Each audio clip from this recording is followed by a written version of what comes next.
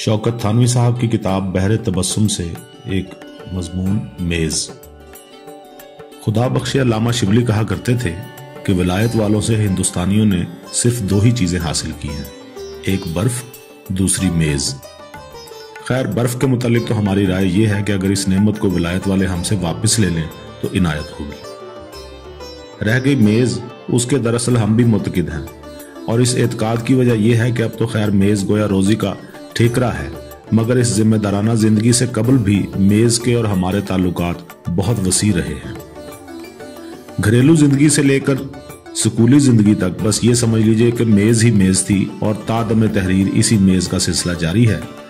तो अब आप समझ ही लीजिए कि इन देरीना ताल्लुकात के होते हुए हम मेज़ के क्यों करना मुतकिद हों और इसको अपनी ज़रूरियात ज़िंदगी में एक अहम दर्जा क्यों करना दें।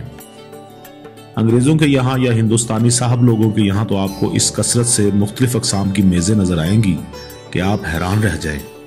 लिखने की मेज़ अलग होगी, खाने की मेज़ अलग, ताश खेलने की अलग, सिगरेट पीने की अलग, हजामत की अलग, मुंह हाथ धोने की अलग, सिंगार की अलग, ग्रामोफोन की अलग। मुख्तसर ये कि सैकड़ों कामों के लिए सैकड़ों मेज़ें आपको अलग-अलग नज़र आएंगी। किसी मेज़ पर सिर्फ एक तस्वीर रखी हुई मिलेगी तो किसी मेज़ पर सिर्फ सिगरेट की राख एहतियात से रखने वाला बर्तन।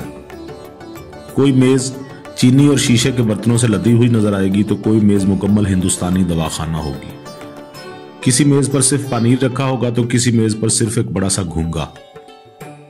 गरज तो क्या बस कदम कदम पर मेज़ ही मेज़ मिलेगी, लेकिन ये सिर्फ उन दौलत खानों में मुमकिन है जहां रुपया की बारिश हर मौसम में होती है और मगरबी तकलीद के जोश में साहिब खाना ये कसम खा चुके हैं कि अगर अंग्रेज के मकान में 10 मेज़ें होती हैं तो हम 20 से कम न रखेंगे। रह गए हमारे ऐसे हुक्म करारदार दिवालिया की ज़िम्न में आने वाले मुअज़्ज़िज़ीन। मेज़ उनके यहाँ भी होती है, मगर इस तरह होती है कि 50 कामों के लिए एक मेज़, यानी इसी मेज़ पर लिखने पढ़ने का सामान रखा हुआ है और मेज़ हमारे इसी काम आ रही है कि ऐन इसी वक्त अंदर से खाना आ गया। अब हम जल्दी जल्दी कागज़, कलम, दवात, ब्लॉटिंग वगैरह वगैरह को एक तरफ समेट कर या मेज़ पर से उठाकर बिस्तर पर रख कर मेज़ खाली कर देंगे और निहायत बाकायदगी से इसी मेज़ पर खाना चुन दिया जाएगा। लीजिए, ये खाने की मेज़ बन गई। खाने के बाद दिल चाहा तो इसी पर पानदान रखकर तंबोली की दुकान खोल ली।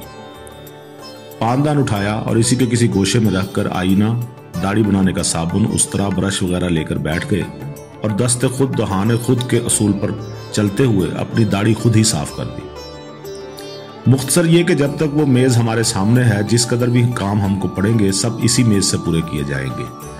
चुनाचे आज हम महज आपको समझाने के लिए और ये जाहिर करने के लिए कि हमारी मेज़ किस पाया की है अपनी मेज़ साफ करते हैं, ताकि आप बखूबी अंदाजा कर सकें कि मेज़ कसरत इस्तेमाल से क्या हो जाती है।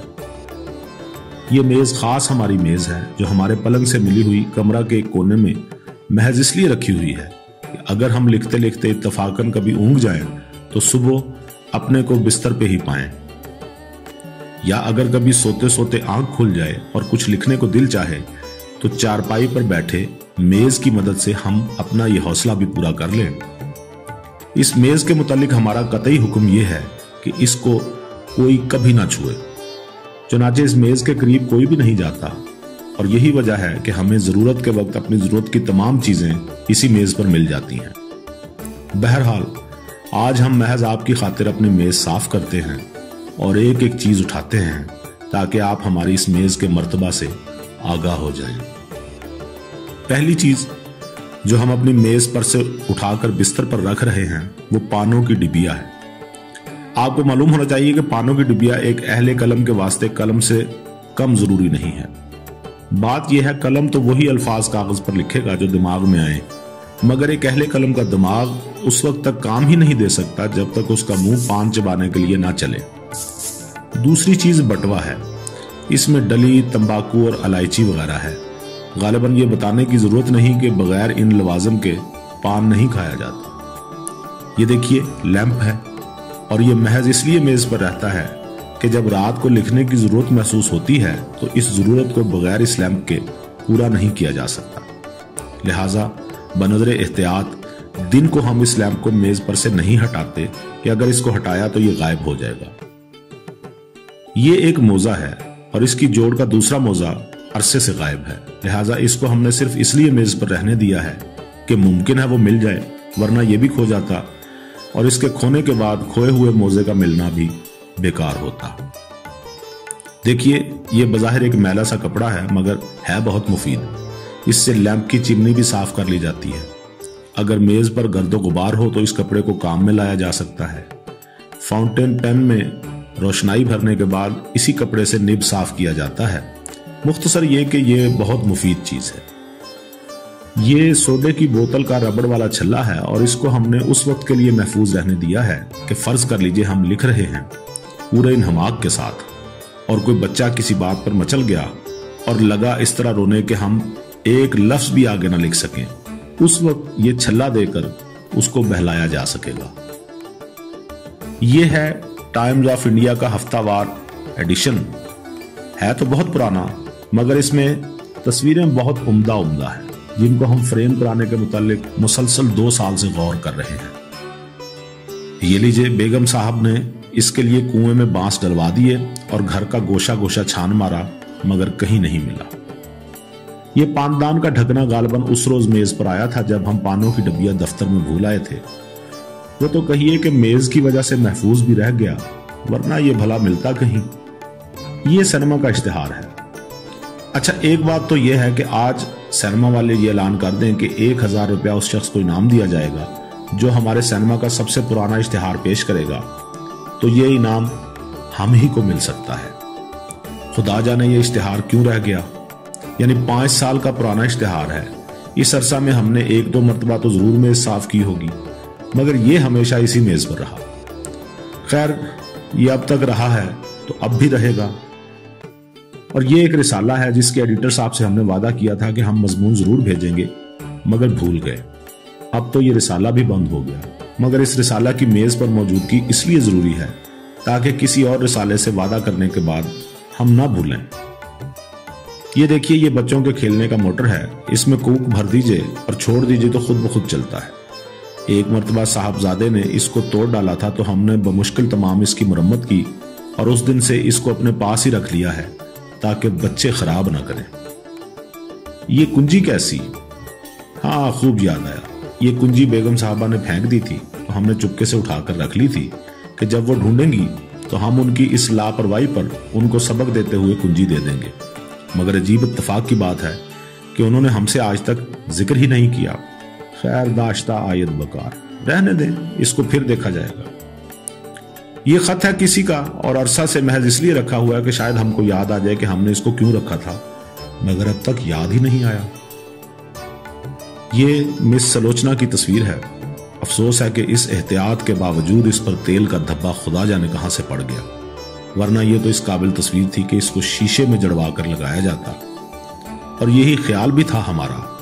मगर खैर, अब तो यूं ही रहेगी।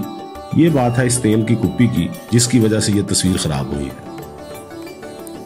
ला हौल वला, उस रोज जब बच्चे की मोटर की मुरम्मत की तो इस कुप्पी से मोटर में तेल दिया था, उसी रोज से ये यहां पड़ी है, मगर अब तो इसका सब तेल ही गिर गया है। अब इसके रहने में क्या मुजायका है। ये एक डिक्शनरी है और बहुत ही कीमती डिक्शनरी। खुसूसन टाइम्स ऑफ इंडिया के मामले हल करने में तो इससे बहुत मदद मिलती है। अफसोस है कि इस पर भी थोड़ा सा तेल पड़ गया। वो तो कहिए कि सिर्फ जिल्द खराब हुई, वरना किताब ही गारत हो जाती। लीजिए, ये सरोता यहाँ रखा है जिसके मुतालिक तलाश से थक जाने के बाद बेगम साहिबा का कतई ये ख्याल था कि हो ना हो धोबन चुरा कर ले गई है।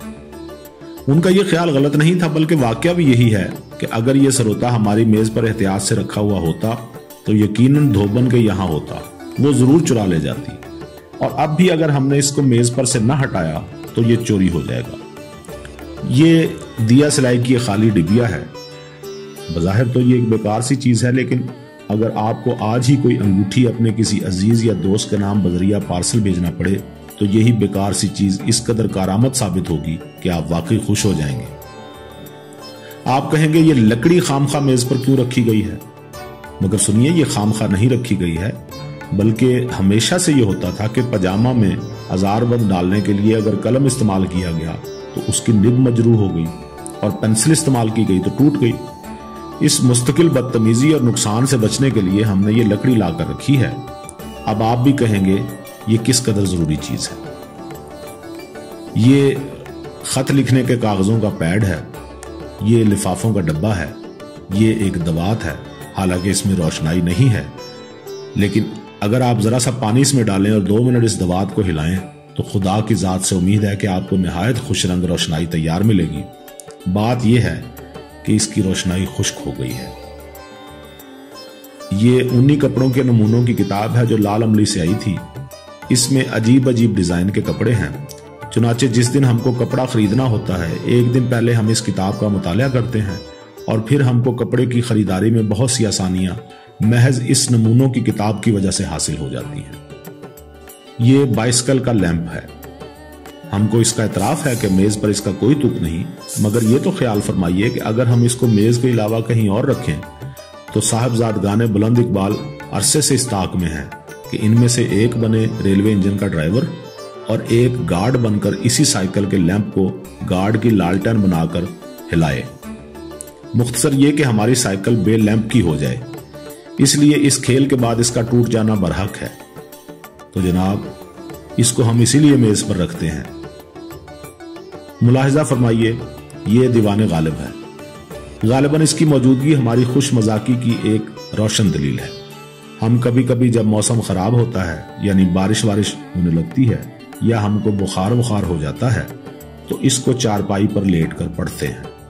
یہ ویسٹ اینڈ واچ کمپنی کی فہرست ہے۔ اس میں گھڑیوں کی تصویریں دیکھ کر بچے خوش ہوتے ہیں۔ یہ اخبار تیج ویکلی کا فائل ہے۔ اس کے متعلق ہماری سخت ہدایت یہ ہے کہ یہ دوسری تمام چیزوں سے زیادہ احتیاط سے رہے اور دوسرے اخبارات کے ساتھ ردی میں بیچا نہ جائے، اس لیے کہ اس کے متعلق ہمارا مصمم ارادہ یہ ہے کہ اس کے فائل کی جلد بنوائیں گے۔ افسوس اس غیاث اللغات کو چوہوں نے کاٹ ڈالا۔ معلوم ہوتا ہے کہ ہماری میز پر بھی چوہے آنے لگے ہیں اور اب مجبوراً ہم کو میز پر چوہے دان بھی رکھنا پڑے گا، ورنہ سب چیزیں یہ چوہے تناول فرما جائیں گے۔ یہ رسالہ آئینہ ہے، دلی سے نکلتا تھا، بہت اچھا رسالہ تھا، اب عرصہ سے نہیں نکلا ہے۔ ہم نے اس کو نہایت احتیاط سے محض اس لیے رہنے دیا ہے کہ اس آئینہ میں ہم اپنی خود غرضی کا چہرہ دیکھ سکیں۔